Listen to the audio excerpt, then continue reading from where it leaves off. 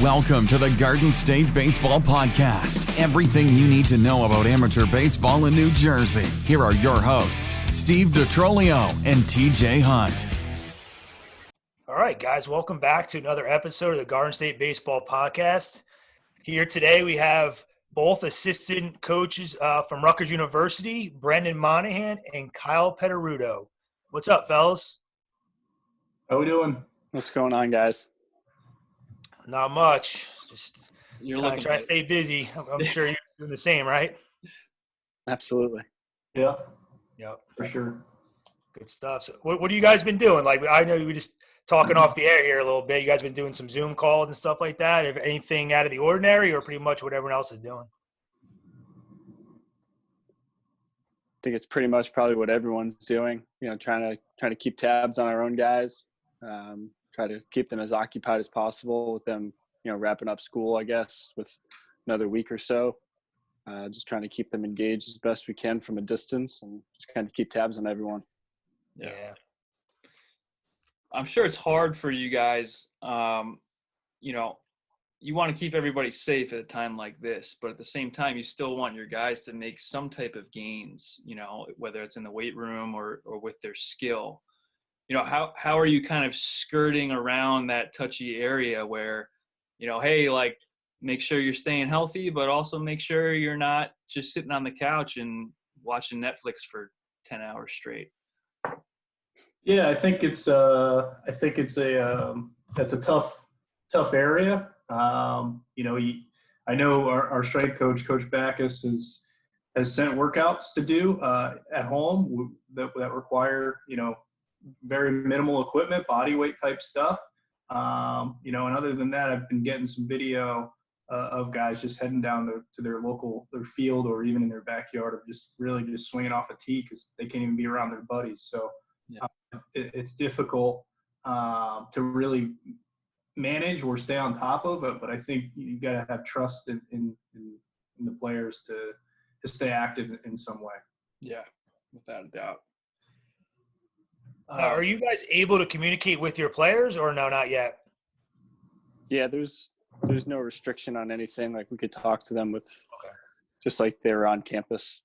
We just can't make them do certain things like within like the accountable hours type rules. We can't do stuff like that. So even if we were to have like a team Zoom type call, that actually counts towards our accountable hours. Like, they put some new rules in to count like web type meetings and interaction with players. So that's probably like the only rules that there is for that. There is some just like countable hour stuff for it. Yeah. All right, cool. It's tough to kind of log. That's like a really like I feel like they just make rules out of the air. Right? Like, what the hell is this rule? Yeah. But They need to keep tally on something. Yeah. Yeah. So, this is your guys. This is your first full year right on staff at Rutgers. And obviously, if any college baseball fan has been following the trio of you guys throughout your careers, always been success from wherever you guys have been. And most recently, obviously, at Bryant University in Rhode Island. I know from firsthand, and we were talking off air about this, about how potent both the offense was at Bryant and the power arms that they had. I remember my freshman and sophomore years in college, we were in the NAC at Monmouth, and it was like, these dudes are for real, this small school in Rhode Island. But can you guys just talk about, what your plan is kind of moving forward in terms of a recruiting standpoint, kind of bringing that same type of mentality to Rutgers? Yeah, Brendan, I'll let you go first on this one. Yeah, I mean, I think, obviously for us, first and foremost, it starts from the inside out. I mean, New Jersey's got so much talent, and obviously being the state school, being a Power 5 school in the Big Ten right here in Jersey, we want to locate, we want to identify and work from the inside out. I don't know if there's necessarily like a true like blueprint that we're bringing with us as much as, the cohesiveness of the three of us working together now for this being our fourth year and having having a vision of seeing the success on the field at Bryant and having a plan of knowing kind of what we want, Rutgers to look like, what we want the players to look like, the product we want to put out on the field. And obviously that all starts with the players that we're recruiting and that we're looking for. It starts and ends with the players, with the success that you have all the time. Mm-hmm. So we obviously want to control the state first and then kind of, stretch our tentacles a little bit further out. Yeah. I think, a big piece that we've talked about as a group, and it's not anything revolutionary. Steve, I know when we first got hired, we talked about it, but it's to bring some pride back to the state university's baseball program. Almost every summer, or maybe every other summer, you watch the Little League World Series, right? And see, I think it was Elizabeth that went last, right? And Yep. see how excited people get. Well, let's get that for our state's baseball team. Let's bring that back. Let's not lose that because we're not 13 years old anymore. I think we're looking for that same excitement. And we're putting that message out there to a lot of these in-state kids, and the right ones, they'll come and we'll get this thing going. And it's funny that you bring that up because, with you guys coming in, and then with the success of the basketball program in the wintertime, and then ultimately, what happened was Greg Schiano's back, at Rutgers, right? Yeah. And that all kind of it has a lot to do with the recruiting in a bunch of other sports, right? Can you talk about that trickle down where you have like a staple New Jersey guy in Greg Schiano, you have a up and coming basketball team that was bound for success in the tournament if there was one.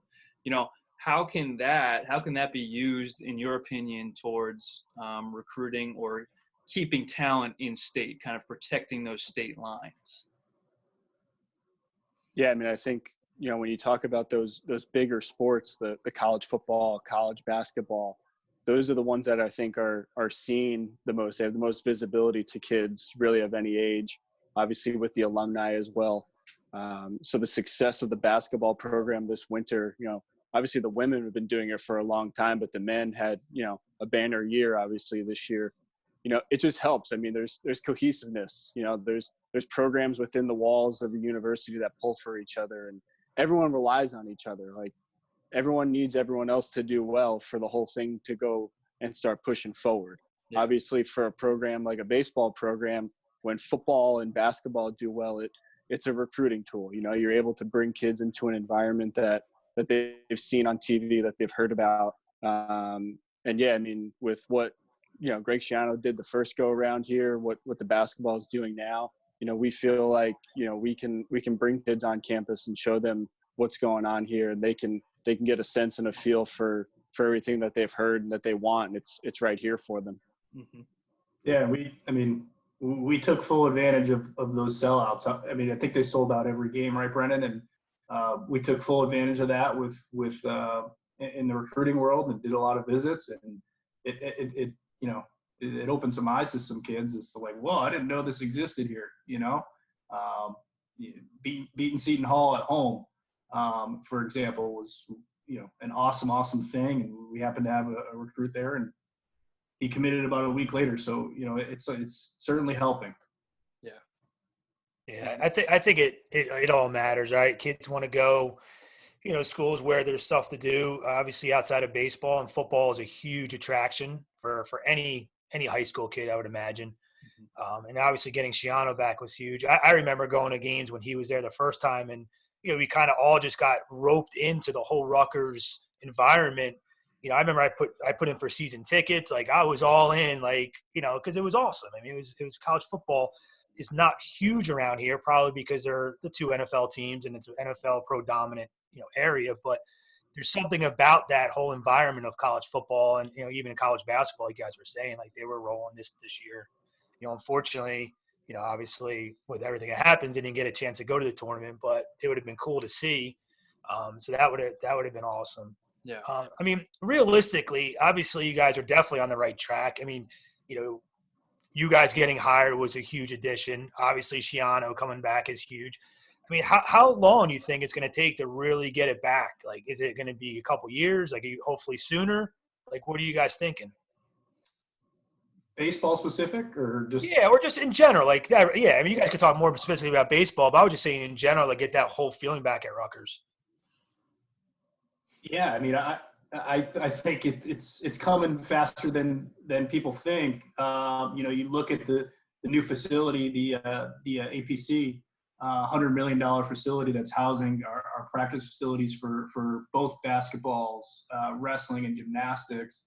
You step into that building and you're like, okay, this is big time athletics, and I know that they've been working on a capital campaign. Obviously, that's kind of on hold right now. But the plans to kind of keep bolstering everybody from the top, all the way down, they're there.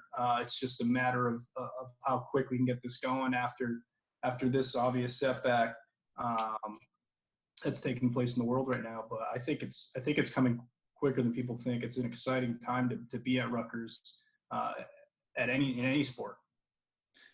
And you touched on the facilities at Rutgers. Can you guys both kind of dive into the facility upgrades in the last couple of years, specifically for the baseball program, and just kind of chat about what you're expecting on the horizon with that? Yeah, I mean, I think first and foremost, our playing field got a complete facelift this past summer, brand new playing surface. New fence, new padding, new branding. Like when you walk out there, it's a new field. I mean, everything about it is brand new. And there's the beauty of it, obviously, for anyone that's been there is, I think every time someone walks to our field or around our field, you can see, the growth potential that you can keep doing. You can keep adding more. It's not shoved in there and you're like, okay, it's at its max capacity. So the field that we play on is brand new. I mean, everything about it is brand new now. Just outside the wall in left field is the Fred Hill Center, which is in its third year now, which is a fully turfed game size infield with 7 batting cages in it that you can drop down from the swing. So, as we all know in this region with the climate, we're in there quite a bit. We weren't in there much this year, fortunately, because of the weather. But we have the capabilities to be in there. Like we were in there all the time when the field was getting finished.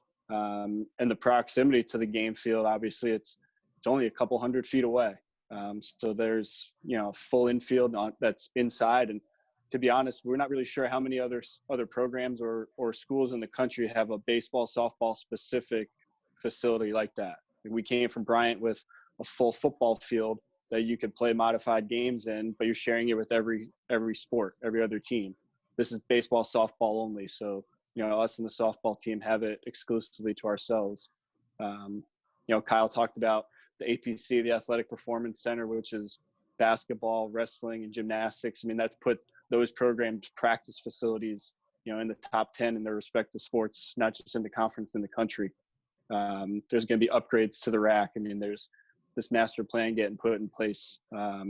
Shiano did a lot of work when he was here the first time with football to kind of transform that stadium. So I think with our time that the school and the programs have spent in the Big Ten, I think we're further along than people realize. Obviously, I think there were some tough times and some tough years in that transition, but we're on the back end of that transition piece where we want to solidify ourselves as a staple in the conference, not just the new school and the new programs. Mm-hmm. Cool. So I know you guys, one of the first things you guys did to the field is you guys moved the fences in. Is that right? Yeah. Yep. So what I know I talked to Steve about that. What was the theory behind that? Is that just because your offensive style, or like what was the whole purpose behind that?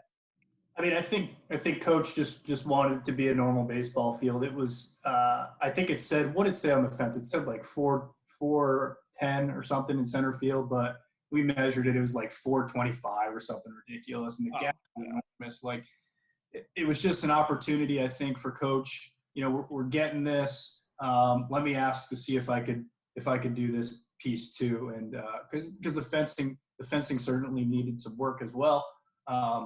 So I think it was really just kind of making it regulation. It plays normal. It doesn't play small by by any means in the 3 or 4 games that we played on it this year. I think the park definitely plays more to right-handed hitting. You really got to get it out of there to get it out to right. I don't think there was anything. It was nothing that had to do with our playing style. It was just kind of like, let's take advantage of this while we can type deal. So was Brendan absent that day when this decision was made? With the fences in? Or what happened there?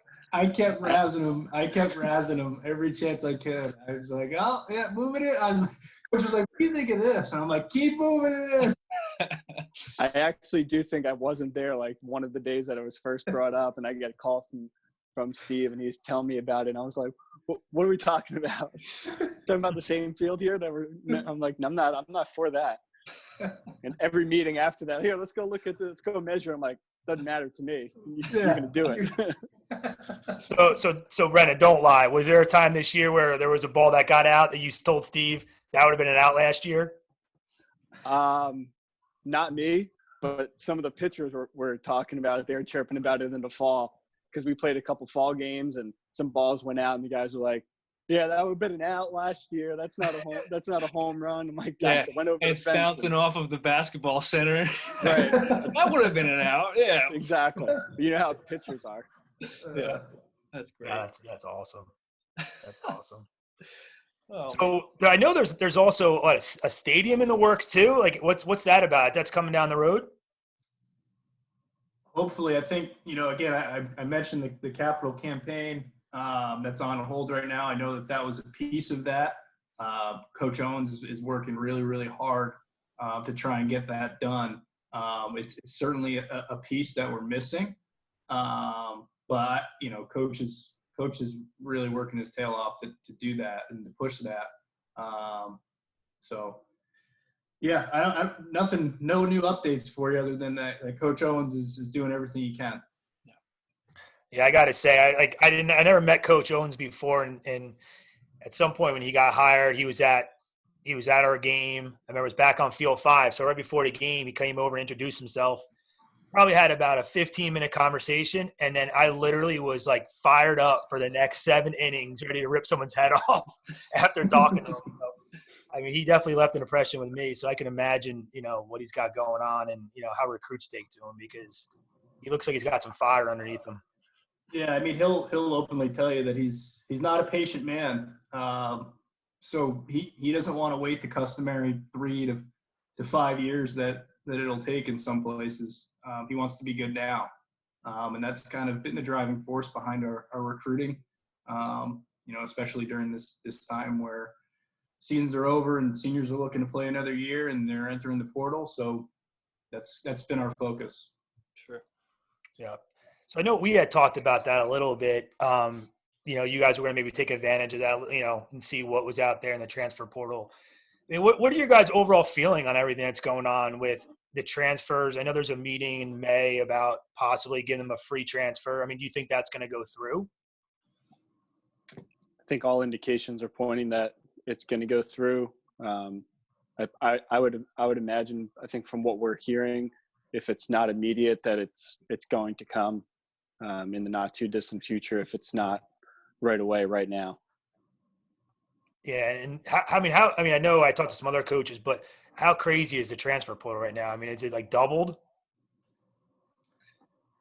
It's there's about 3 to 4 pages long of new entries every day. Wow. From all divisions, 1 through 3. That's really, you asked what we've been doing. Like that's pretty much it is Googling, finding names and Googling, whether they're Division I players or Division III, doesn't matter. If you're good and we want to talk to you. So yeah, it's been jumping, and I expect it, especially, if this vote goes through, I think we all expect it to really jump. Yeah.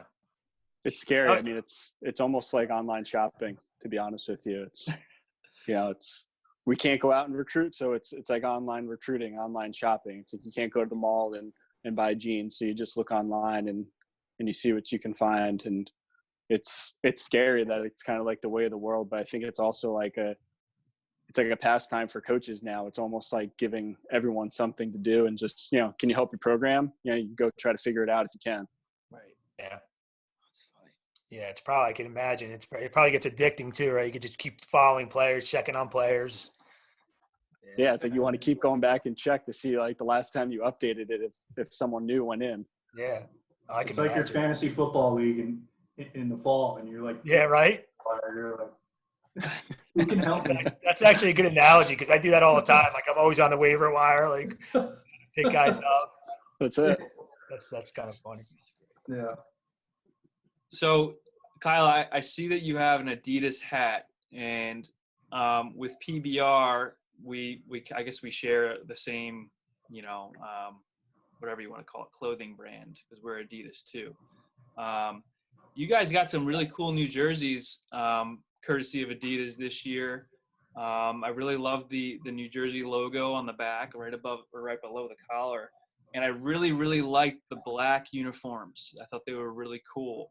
But it seemed like they kind of went by the wayside a little bit after one series out west, or what exactly happened to those?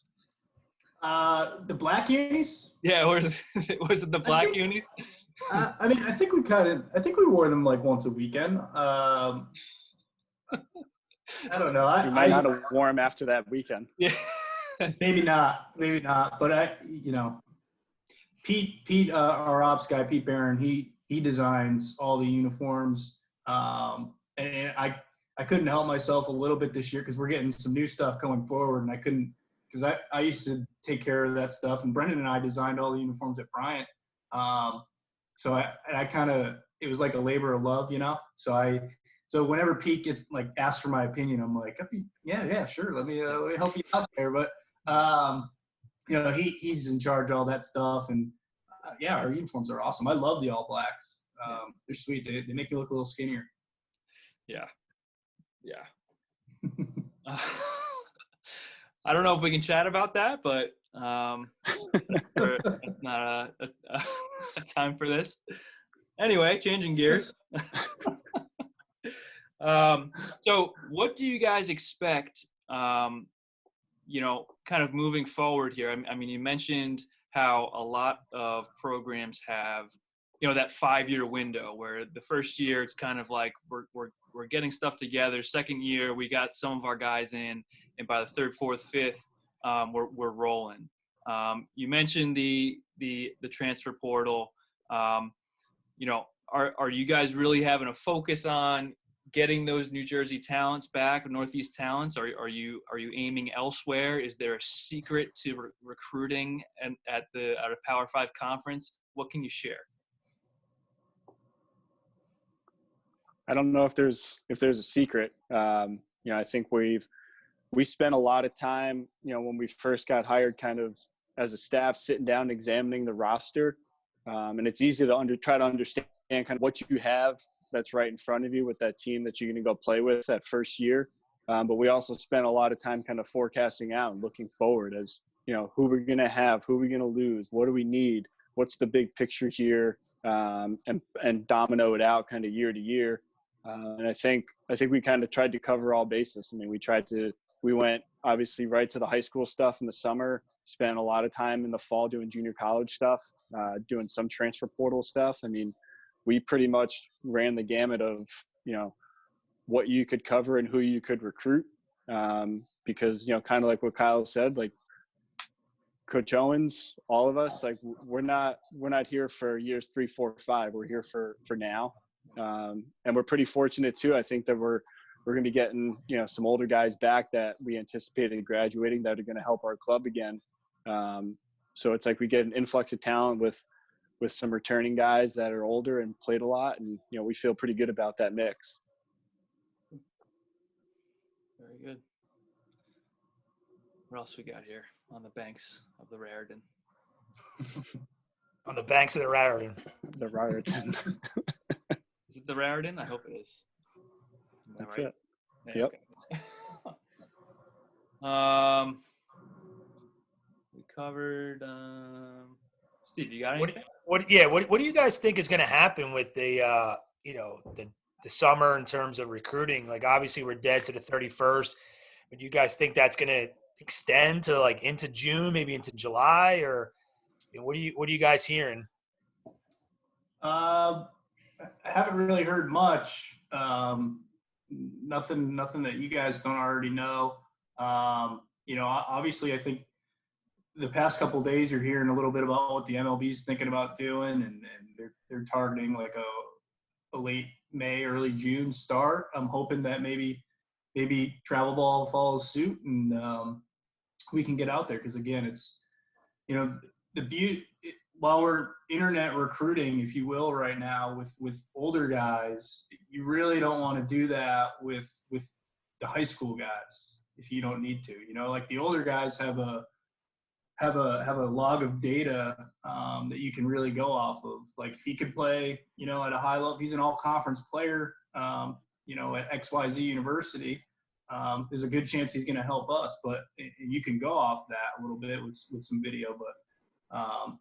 It's really tough right now. It's totally slowed down the high school stuff for us, because we want to be right, and we want to make sure that we get the right kid. Yeah, that's kind of interesting that you brought that up. I mean, like, obviously that's a huge difference in recruiting a college player or a JUCO player to a high school player. I mean, what are some other? I mean, I guess more. Difficulties when you're recruiting the high school player? Is there anything that's like you guys, I mean, you don't have the data, right? You're relying on travel coaches, high school coaches to maybe give you some information, then obviously along with what you see, but are there any other difficulties, going down that road opposed to the JUCO guys? I think anytime that you're recruiting baseball, you could go watch a kid, he could walk 3 times. You can go watch him in the field, not get a ball hit to him. There's really no perfect recipe for the recruiting of it. I think with, like a football or basketball, those guys can maybe pop into tape and at least get like a really good depiction of the type of player that they are. And obviously we get a lot of emails with videos, and, PBR obviously is awesome for us to kind of watch film, get some metrics and get some ideas. But then we always want to go see those guys in game. The videos kind of get us excited, and then we go and we check them out in the game. But, it's not often that, you walk away and you have a poor evaluation or no evaluation of a kid. But there's times where it's like, yeah, he was facing 75. I got to see him hit against some better pitching. The game was quick. His team 10-run ruled him. He was only out there for an inning. I want to see him pitch some more. So there's some variables like that are not in the kid's control, obviously. But yeah, there's some difficulties like that of just the comfortability of what you've seen to make an evaluation and to make a determination on a kid. We try as best we can to see kids with multiple coaches on our staff if we can. Sometimes we can't do that, but if we can cross-reference each other, we feel pretty good about the evaluations to be able to make offers. How difficult it is to watch hitters, maybe it's more for Kyle, but to watch hitters, and then you don't see them face anything above 80, 81 miles an hour, and then they see an arm that's 87, 88. They're struggling a bit, and is it because maybe they didn't see it? Obviously they don't get that a whole lot. I mean, how do you decipher like really who can hit and who can't? Like, I don't want to kind of tell your secrets, but I know, like, just from my standpoint, watching the kids play, sometimes we see that where you're watching hitters and they're going to struggle against velo because we don't see the velo all that often. It doesn't mean they can't hit. It just is what it is and what they see every day. But is there something that you go off of, like the swing or anything mechanically? Yeah, no question. I think it's it starts with what you're looking for in a hitter, and then kind of seeing that in a kid, and obviously not to discount the results, because you always want to see the results, but I could name a few kids that we've had in the past that maybe went through those ups and downs that you're speaking of when they see more advanced pitching. But as they got older and stronger, that they were fine. They came in and they were great players for us. Sometimes you just got to go with your gut. Like, again, it's about what you want and what you're looking for in a hitter. We like bigger kids, athletic kids, guys that can drive the ball. And obviously if the swing is grooved, and they get stronger. That's the tough piece too, is we're doing this so young. We got to make decisions when they're so young. Nobody really considers the human element of this thing, where a kid can get significantly better in a year and a kid can go the other way. So it's doing your due diligence with Brendan and Coach Owens, and Cogs and Pete when we're running camps, of just really locking in on guys. Yeah, definitely. Can you guys talk about the different, if you have them, the different data collection things that you have? Like, do you have a Rapsodo or a TrackMan on your field? Can you get into that a little bit? Do you use those numbers? Like, if somebody presented you in an email their spin rate, or their induced vertical brake, or exit velocity, etc. Can you talk about how much that means to you in evaluating a player, both either on your team or a recruit? Yeah, I mean, we have Rapsodo. This is actually the first time in my career that I've been in a program that has it. So didn't really put it to use as much as we probably could, but will do so more going forward. But yeah, I think it's kind of becoming a little bit more the way of the world.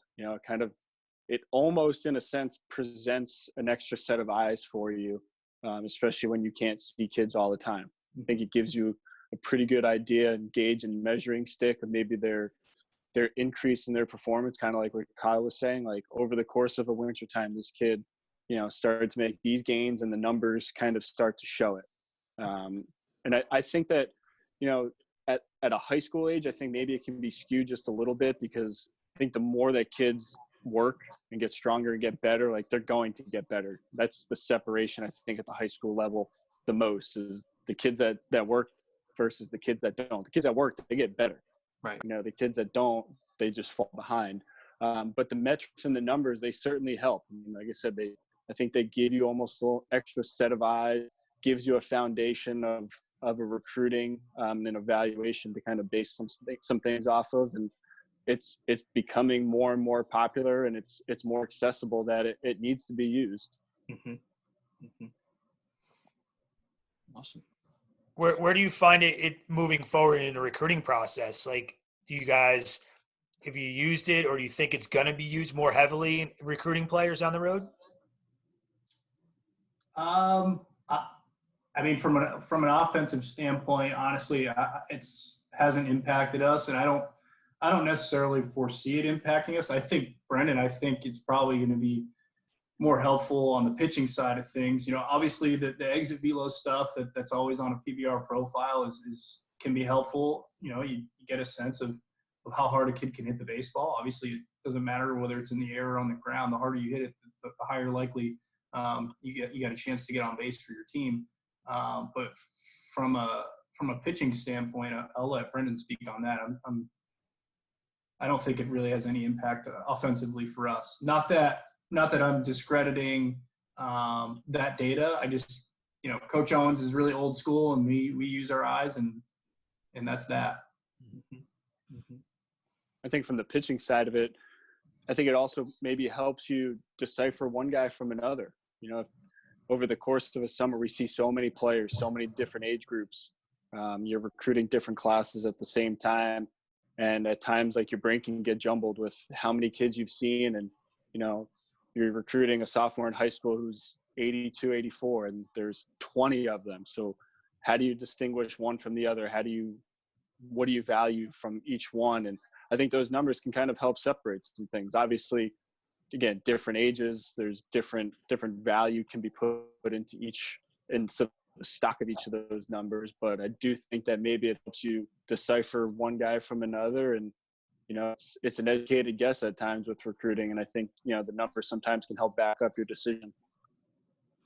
Yeah, I found it too. Like, a lot of guys were starting to ask if we had Rapsodo data on pitchers, and they wanted certain data to go with what they were seeing. And at the time we didn't have it. We got it over the winter, and, it's a lot to take in.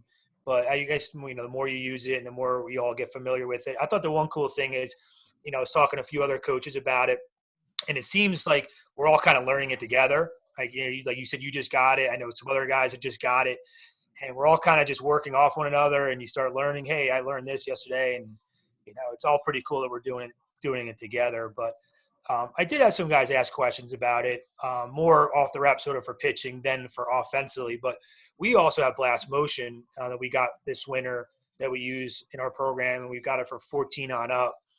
And I did see some, some guys, or I did hear some guys ask about reps or blast motion data, after I sent a video out, and they said, you have data? I was like, yeah. And I gave them some numbers, and they looked at them, and whether that was just something that they wanted to add to their profile just to kind of follow or what, if they're really using that data to separate that player from somebody else, I'm not sure. But I definitely think it's going to be more prevalent in the recruiting process as we get forward and we all really understand it. Yeah, I think you don't necessarily have to believe in it if you don't want to, but I think to turn a blind eye to it, I think would be really silly, just with the growth that you see in the professional game, and then obviously that trickling down. So I think, it's certainly important to have a grasp of what's out there. Yeah, I think it's like anything else, right? I mean, you're going to, some guys may use it a little bit more, some guys may use it a little less. I mean, I do think it's here to stay, but, how you use it, it's all, probably individualized to the coach, and however you need to use it to, really get your players better. Sure. Yeah, I think you're seeing it, like Kyle said, in the Major League game. Different organizations incorporate it more heavily than others. That doesn't put them in the World Series because they use it, or keep them out of it because they don't. But yeah, I think it's just it's more information. It's facts, but yeah, it's like salt and pepper. You can put as much on or as little on as you want. Yeah. And if you don't like the Rapsodo or blast motion, you can use Band-Aids and trash cans, and that seems to work really well. So that's it. That's undefeated. That's what I thought was funny. Like, they were like the poster child for analytical data and like all this stuff, and yet they're bagging trash cans. Yep. I was like, that's crazy. Good for them, though. That's it. How about that? Like, they're getting it off pretty lightly right now, right? I mean, it's No like, doubt. Coming in, they were the story, and then all of a sudden, that's it. Right. Yeah, my Red Sox got off pretty easy too. So. Yeah, right. Red Sox too. Yeah, right. Yeah, what happened to that guy? They like relieved the one guy for 1 year. They banned like the video. The replay guy. Yeah. Yeah. No coaches. I mean, obviously Alex Cora got punished, but that was from what he did. What was going on in Houston? It had nothing to do with Boston, right? So, yeah, crazy. Craziness. That's crazy. Now, so with everything that's going on, right, you see the Cape League was canceled. You see a bunch of summer leagues that were canceled.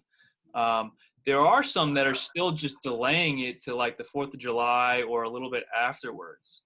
Are you guys kind of monitoring that situation? And, for all intents and purposes, if all summer leagues get canceled, what's to say that some of your guys won't get together and play a Sandlot game? Like, will you be monitoring that stuff? Like, how we're kind of speculating here, but how can you look forward to that with the rest of the summer and project for your guys on the team?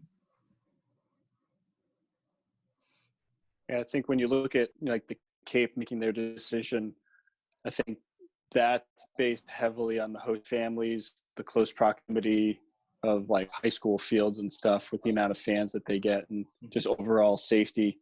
I think when you're talking about some of these other leagues with their location and, where the virus is or isn't as populated right now, I think that they're maybe holding out a little bit more hope where, hey, we're in the Midwest. Like, it's not as crazy as it is in New York City and New Jersey. We don't have to cancel right now. The kids are spread out. It's just maybe something that they can hold out hope for. But yeah, I mean, it kind of goes back to one of your first questions, like what are we seeing from our guys, or what are they doing? And it's, at least from my end, it's a little tough to program it. I mean, we're getting into May right now.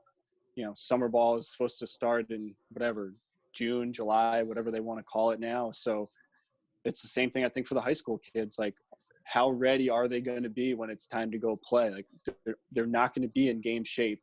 So how much time do they need And then at that point, is it beneficial for them to go out and play summer ball for 3 weeks, 4 weeks, and then get ready to come back to school? So yeah, it's something that we monitor a lot, but it's that unknown that's out there right now. And it's kind of like have a couple contingency plans when time comes. Yeah. It's just like anything else going on right now, right? Everyone's just kind of, it's like that's the 2 week wait, right? Everything that the governor's saying, right? We're going to wait Right. 2 weeks, check it out, see what happens. Yeah. Well, I know currently right now, like you guys Rutgers is closed pretty much all summer, right? No one could be on campus. Is that accurate? Yep. So have you heard anything that's going to extend through the fall or online classes? Or I know I talked to a coach this morning that said that there's a possibility that their school may only allow football on campus and no other sports. Have you got to that point yet? I don't think we have, but who's to say that those conversations aren't being had in the back room? But as far as what we know as coaches, and I know Coach Owens is on a lot of conference calls every day with all the head coaches and our athletic director, but there hasn't been any of that put out there yet. But who really knows right now? Yeah. Just a lot of uncertainty. For sure. Yeah. I mean, hopefully it seems like things are going in the right direction. I know here in Jersey, the governors open up the parks and golf courses, so that's positive. And hopefully by June 1, we'll have summer baseball, and maybe we can all get back out. That would be a blessing at this point. Dying to. Yeah. We all are. So circling back a little bit back to our original conversation about Rutgers. I know there's a lot of us. We would talk just about Rutgers University. It's a state university, so everybody in college. This is to your point. I mean, everybody wanted or wants the university to be really, really good because it's a state university. You want to have pride. You would love to see you guys really turn this thing around and get it moving in the right direction. And I know there's a lot of coaches that are pulling for it, just from my conversations, just, on the side and talking to some other high school and travel coaches, and, everyone is pulling for Rutgers. I mean, you have a platform right now. I mean, I'm not saying it's going to be thousands of people watching this, but, what would you want to say if you could say something to say high school coaches or travel coaches about some stuff that you want them to know right now? I think, when you're a new coaching staff and you're trying to build something, probably the toughest piece to sell is your own belief in your own forward vision, your own forward thinking to people. It's easy to walk people around and show them buildings and show them fields and facilities, and it's tougher times when there hasn't been as much success recently. So obviously, like, selling people and selling them is a poor way to say it, but that's kind of what you need to do, is just get people to believe in your vision and your forward thinking of what it's going to be, and that it's real and it's present and it's right there in front of them. And we want kids, like Kyle said, that have pride in New Jersey, that have pride in their state school, like you said, and don't look at it as a fallback option, that they want to be here. And we always start with that, as finding the kids that want to be here is kind of our first criteria. But it takes a special kid to say, I want to be part of the group that pushed it forward and got it to where it's supposed to be. It's a little bit easier, I think, to say we've been a program with success for 30 years. Come play with us. It's just going to kind of continue. You can just kind of be another piece. It takes special kids that say, I want to be part of the group that got it going, and then have that pride to see where it's going to get to by having that belief in a coach and a staff and a school's vision of going forward. Yeah, no, definitely.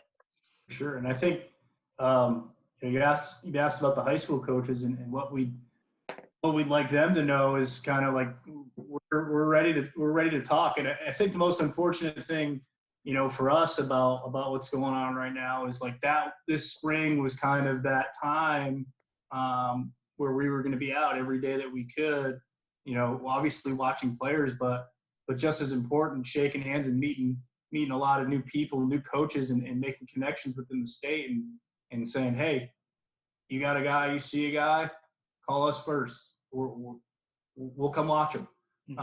So that was kind of the most disappointing part for us. But, I can use this platform right now to tell you, like, hey, give us a call, email us. If you got a guy, let us know. We'll answer the phone and we'll talk to you. And then when we can get out, we'll get out. But I think establishing that relationship with everyone in the state that has a really good program, it is really, really important. We just had a conference call about that a couple days ago. So New Jersey high school baseball coaches, we're going to be calling you very soon. Deal. That's good stuff. Well, we want to be respectful of your time. I mean, is there anything else you want to hit on, while we're on? Anything else cooking that we don't know about? No, nothing. Garden State baseball, baby. Yeah. All right. We're surgeons. All right. Well, we appreciate you guys coming on, and hopefully we'll be able to cross paths in the next few weeks or maybe a month at the latest, and maybe we can start get on the field and playing some baseball, and you guys can be out recruiting, and then we get back to some form of normalcy. So I think we all need it. No doubt. No doubt. Get me out of my house. Yeah. Yeah, I know, right? Yep. All right, good deal. It's fun. No, I appreciate Thanks, you guys having us on. Appreciate it. Appreciate it. All right. No problem. Anytime, guys. Be good. See ya. See you guys.